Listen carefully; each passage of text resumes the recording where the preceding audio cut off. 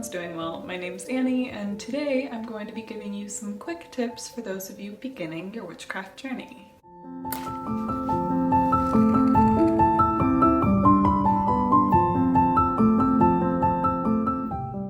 A lot of you guys come to my channel when you're seeking to learn a little bit more about Wicca or witchcraft.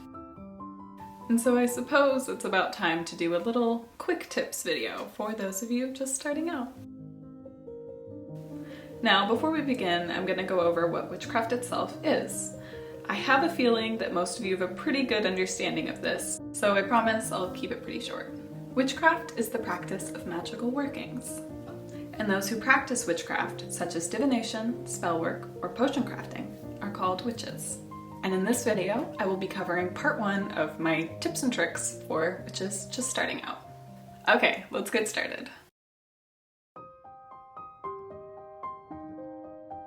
First off, spend some time exploring and finding aspects of the craft that you find most alluring, and start studying these. Look into the different witches or magical paths you can follow, and within that, the different types of spellwork or magical workings that tend to align with them. Think paths like green, kitchen, or eclectic witchcraft, and within that, look at the different types of magical correspondences, such as crystals, herbs, or phases of the moon. Maybe even divination, like tarot, pendulums, or palmistry. Or perhaps you'll find yourself drawn to potions and herbalism or astrology.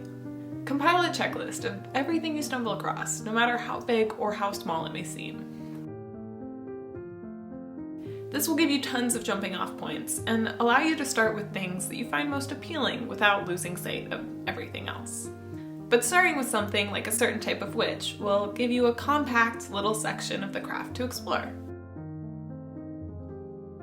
By doing this, you're going to probably find some things you have in common with other paths, even if you haven't started practicing witchcraft. And this is not to say that I am a proponent of labeling yourself right away. I super do not believe in that. I didn't label myself right away. It took me years to really be comfortable filling out a label. But I do think finding a path that speaks to you gives you a little bit more of a guideline. There are no rules on you having to stick to a path the whole rest of your life, and I really wouldn't recommend labeling yourself right away. But it does allow you an opportunity to kind of guidedly study. By finding a path that you initially connect with, you'll be gifted with a set of understood practices this type of witch uses most commonly in their craft. For me, I'm a green witch, and I knew pretty much from the start that that's the path I was going to follow. Typically within green witchcraft, there's an emphasis on the earth, nature, and the elements, and their practices tend to be deeply rooted in herbalism and natural healing, and thus, a lot of my focus is in herbalism, and so when I started studying, I spent a lot of time with herbs, and planting and growing or concocting herbal cures and making potions. I fell in love with this kind of witchcraft, and once I was comfortable with my capabilities, I began to label myself as such. So, before you do anything, just spend some time exploring and see what you can find out. One of the biggest things I recommend learning first is ritual design.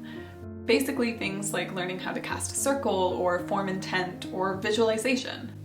These are very important skills to have when it comes to spell work and ritual work, and I recommend understanding these things pretty well before you start doing spell work. I promise you that doing a little bit of exploration now will help in the long run.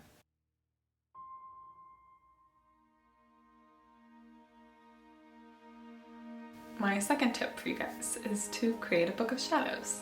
Now, this is probably something you've stumbled on quite a few times by now, but a book of shadows is essentially your book of knowledge as a witch. It's a consolidation of everything you've learned. You can lay it out however you please and put in it whatever you want. A majority of witches use their books to document their paths and keep track of their understandings and magical workings. And I highly recommend this being one of the first things you do when you begin your witchcraft journey. Now, one of the hardest parts of creating a book of shadows is knowing what to put in it and where to start. And that's kind of the hardest part of anything with witchcraft. Where do you start?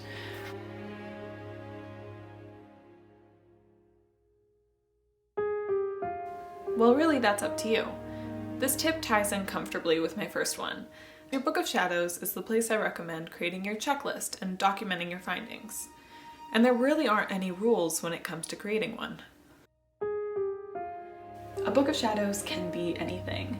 It can be on your computer, it could be in your phone, it could be a physical journal that you went out and bought, or it can be something that you bind and create yourself. You have complete authority of what you wish to put into your book, but I will go ahead and list off some ideas for you in the description down below. This book is supposed to be the culmination of your knowledge, and it's something that you will work on and build throughout your lifetime.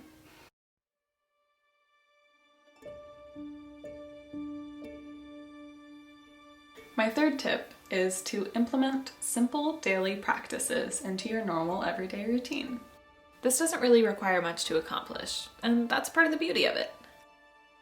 Meditate, draw a daily tarot card, or add to your Book of Shadows. Plant some plants, cleanse some crystals. It really doesn't have to be that complicated. Just something simple that grounds you and centers your energy around what you're trying to work towards.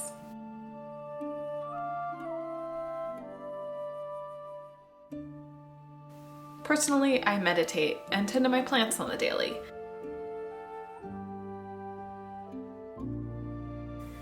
And I make a point to spend some time outdoors connecting with nature.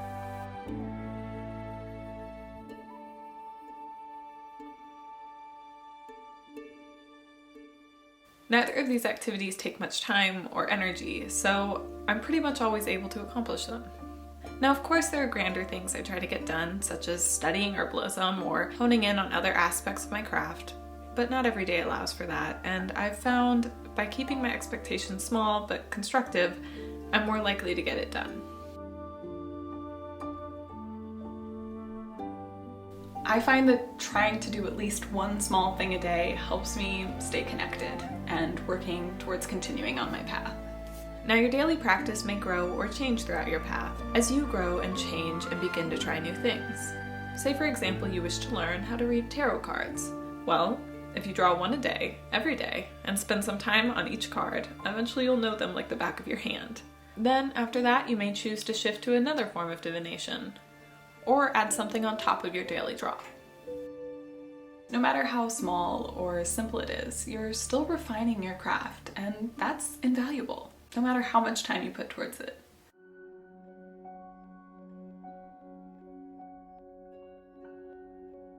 My fourth tip is to read, and read anything you can get your hands on. This kind of ties into that first tip I had, and it's probably a bit of a no-brainer, but I thought I'd throw it in there anyways. Now, when I say reading, it can really come in a whole bunch of different forms. There's a million blog posts and websites and whole big interweb things dedicated to witchcraft. A simple Google search on any subject will open the gates to floods of knowledge, and it's a wonderful place to start when researching something new. The internet has an endless supply of experiences and perspectives that you would rarely find anywhere else, and thus it's an incredibly valuable resource. The internet is probably one of the most accessible ways to learn about witchcraft, and it's especially useful for those of you kind of still in the broom closet. You can really find just about anything you want to learn about, and that's a really useful resource. However, I personally prefer a good old-fashioned book. I feel like they tend to be a little more guided in that they give you good jumping off points, and there's a lot more knowledge consolidated in one place. Having said that though, I very rarely rely solely on just books. Typically I use them as a guideline to further my studies, and after completing a section, I'll turn to the internet to see what more I can find out. Personally, I find a lot of value in understanding multiple perspectives. In witchcraft, there really isn't just one way of working. It's wholly reliant on you and what feels right for your path. So it's incredibly important to just keep exploring and to see what's out there, and practicing whatever you can. You never know what'll work for you, and there's really nothing wrong with expanding your knowledge.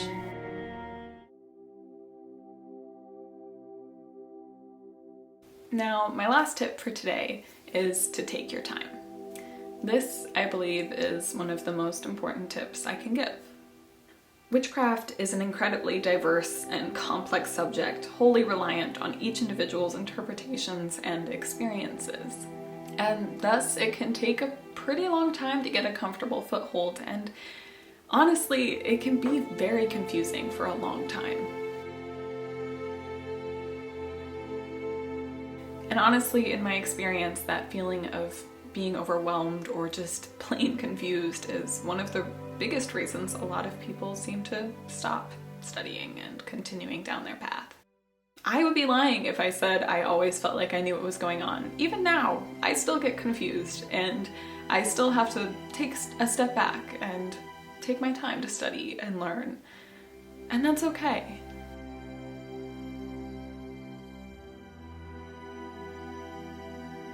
Just slow down in your studying. Pick one thing and learn everything you can about that, and then move on to the next. There isn't a time rush. It's not like high school or college where they expect you to have it all done in 4 years. And it's okay to not know everything right away. There's a lot of information out there, and you're truly never going to stop exploring or learning. And honestly, that's one of my favorite parts of the craft, because it is so endless.